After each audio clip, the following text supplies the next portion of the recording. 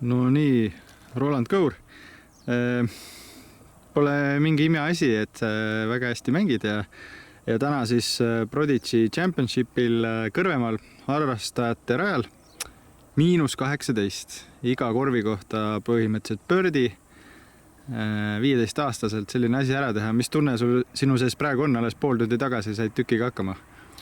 No tunne on ikka hea, et ringi ajal ei saanudki aru, et midagi sellist käsil on, aga järelmõeldes ikkagi kõik oli paigas ja asjad töötasid. Su hommikune ring pro-rajal polnud ka mitte paha, palju see skoori jäigi? -9. Jah, nii oligi. Ja sa oled nüüd päris pika puuga liider, et ootasid ka seda sellest nädalavahetusest, et sellisest seisust leiad ennast? Ei, seda küll mitte. Ise ei eeldanud, et ma isegi peaks liiderpuulis olen finaalringil või midagi sellist. Aga asjad on niimoodi juba ükskord. No kõik sind mängimas ei näe otseselt, et mis siis proovi kirjeldada, et mis seda nagu edu näiteks täna on toonud, et mis mänguelement eriti hea oli või oli kõik tasakaalus? No ei oska nüüd küll välja tuua, et mis see kehvem mänguelement oli, sest ikka üldpildis oli kõik väga hea.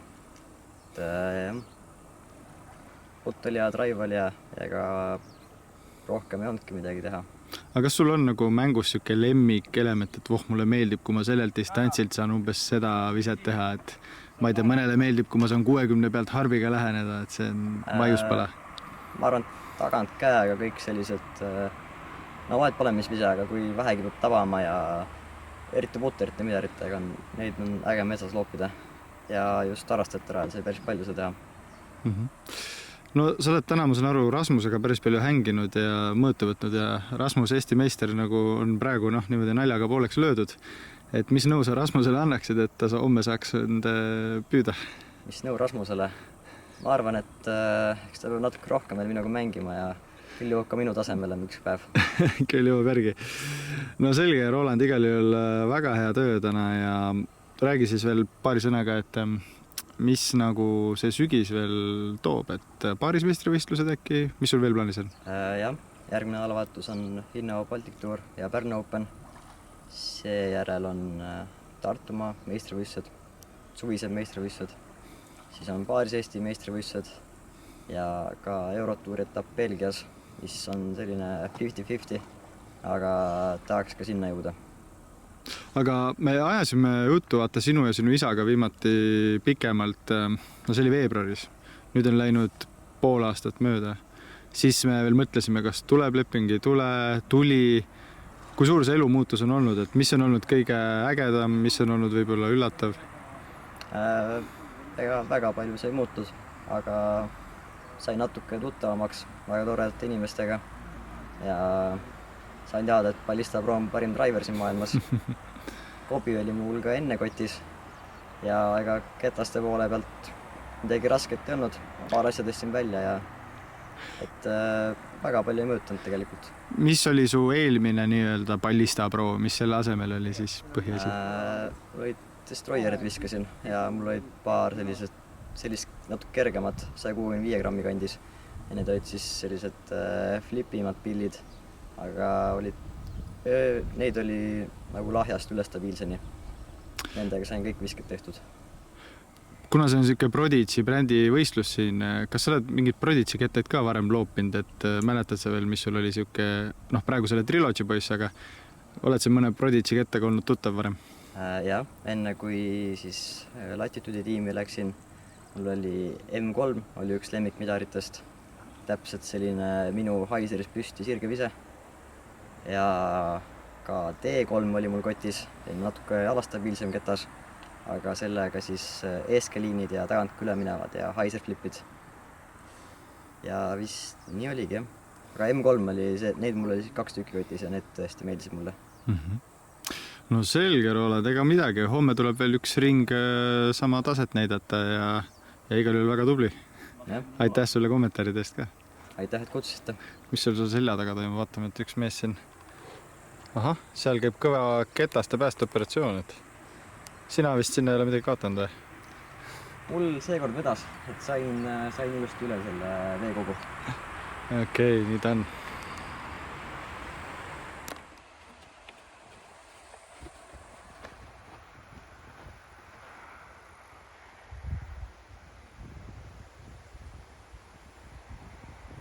nii käibki.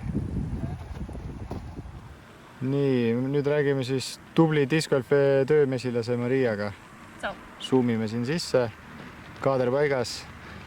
No Maria, see nädalavahetus on sinu jaoks pigem chill või siuke ikka toimetamist on kõvasti? No pigem toimetamist on kõvasti, et esiteks töölainel natukene ikkagi ja mängu selline veits fookus peab ka ikkagi säilima, et veits peab kõike jõudma. Et tegemist on pigem. Aga täna on Prodigy Championship nädalavahetuse laupäeva õhtu, 2 ringi tehtud, oled liider naistes 5 punktiga ees. Räägi siis natuke mängust ka paar sõna. No ütleme nii, et pro-rada mul läks väga hästi, et oleks Estonian Openil ka sellise mängu teinud, siis oleks ikkagi seal konkurentsis püsinud, aga putt on täna ülihea, et ma arvan, et ma seal pro-rajal äkki eksisingi 1 putiga ringist ja siis üks, mis oli, ma arvan, mingi 11 meetrit, et ülejäänud pigem olid sees kõik. Vot, et ja harrastajate rajal tegelikult ka. Et ma päästsin seal mingisuguseid parja, mis oli täiesti niimoodi, et ma olin 12–15 meetri peal täiesti kuskil metsa sees, okste vahel ja siis lihtsalt mõtlesin, et okei, lihtsalt panen ja sees. Kõik olid lihtsalt niimoodi puulikaasad olid ka lihtsalt, et mida asja, see ei ole okei. Aga ühesõnaga putt läheb, siis on mäng hästi, et mul on pigem alati nii, et ma ei näe, et mul läks pigem drive'i või lähenemise taha, et pigem ongi see, et kui putt läheb, siis on tulemus ka hea. No su selja taga on siin korv, vaata, et pärast seda intervjuud saad näidata ka, et kuidas ta läheb siis. Et sa oled ka siin 15 peal umbes. Aga okei, aga võistlustest veel rääkides, siis tegelikult kevadel hakkasid päris isuga võistlema ja nüüd tagasi vaadates hooaja lõpuni pole palju jäänud, et mis siis sellised kokkuvõtvad muljed senisest võistlusperioodist on? Võistlus, ma arvan, et mul nagu hooaeg algas väga hästi, et siis oligi rohkem välisvõistlusi ja mul nagu tundub endale, et välisvõistlused on mind nagu palju arendanud ja kuna neid oligi hästi tihedalt, siis see oligi kogu aeg selles nagu võistlusvaimus sees, et siis nagu ei jahtunud maha, et nüüd vahepeal juulikuus enne Eestikaid oligi, kus mul oli pigem pikem paus, et siis nagu oli kohe tegelikult tulemuses nagu kohe näha, et ei ole enam sellist nagu kindlust, et enesekindlust ka seal juures samamoodi. Teil oli siuke päris tubli punt, et sina ja Marko võib-olla eesotsast niimoodi kõrvaltvaataja pilgu läbi, aga teisigi, kes päris palju ikka käisid, et kuidas kõik see reisimine, harjutusringid, treeningringid, võistlusringid, et kogu see väsimuse ja kõigega toimetulek, et kuidas see kõik oli nagu?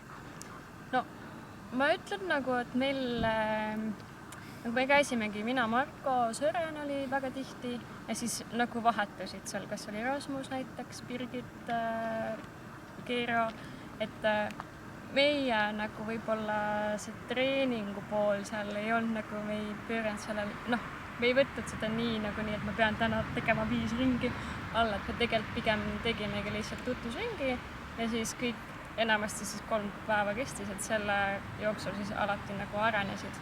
Et seal ei olnud nagu võib-olla väga palju selliseid nagu radu ka, et kas sa peaksid mingi hullud teadma, et mingi placement, et pigem sa oskad nagu võrrelda neid mingite radadega. Ehk siis see osa meil nagu ei olnud nii pingeline ja ma ütleks ka, et mingisugust väsimust me ei tundnud pigem.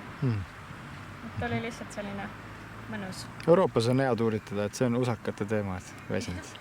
Jaa, aga ma mõtlen, et kõik ei peagi usas käima, et mõned võivad Euroopas ka käia ja tegelikult Eesti naised või üleüldse eestlased võiksid rohkem käia Euroopas.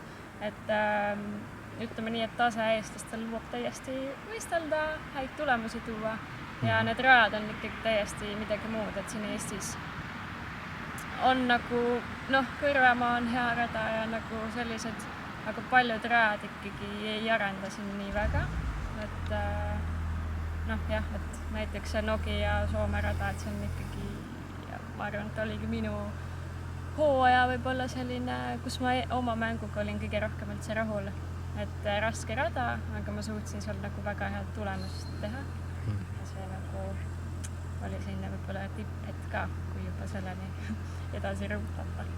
Kuule, aga sinult ka sarnane küsimus nagu Rolandilt, et noh, et see oli kindlasti su unistus saada tiimimängijaks ja noh, Baltic tiimis oled.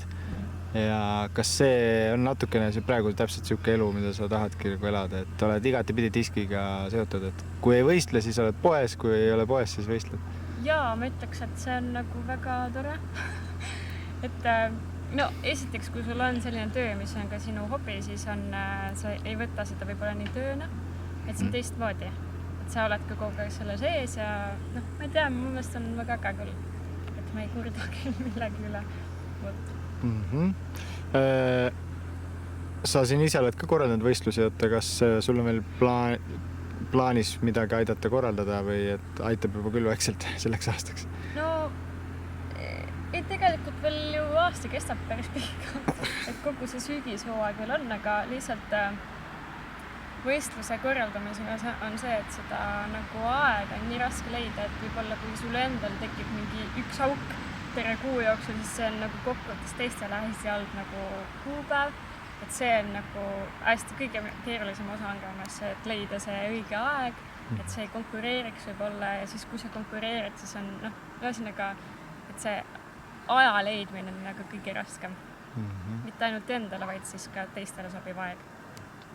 Kuule, aga kuna on Prodigy selline nädalavahetus siin, kas sa oled ka kunagi mingi Prodigy ketted visanud või kas sa oled tuttav mõne Prodigy kettaga vanemast ajast nii-öelda? Vanemast ajast ma pigem ei ole, sest et nii-öelda kui enne, kui ma seda discgolfiga ühinesin, siis võib-olla olidki sellised teised kettad, mis olid kättesaadavamad. Et ma ei tea, kas minul on küll Prodigy nagu Sportlandist nagu niimoodi silma kunagi ei hakanud. Ühesõnaga, Prodigy ei ole kunagi olnud mul selline, et ma oleks seda visanud. Tegelikult üks ketas, mingi ER-ketas oli küll, aga ma isegi ei mäleta, mis ketas see võiks olla. Aga kuna nüüd ma töötan sellel ajal, siis ma lihtsalt paratamatult olen nagu kursis. Kuigi ma siiski ise ei tea, kuidas need lendavad, lihtsalt see iseloomustused ja tagasisida, et selle pealt siis. Selge pilt. No aitäh kommentaaridest, Maria, et siis homme jääb sul veel võistelda ja vaatame, mis see sügis edasi toob. Vanalinna Openile lähed?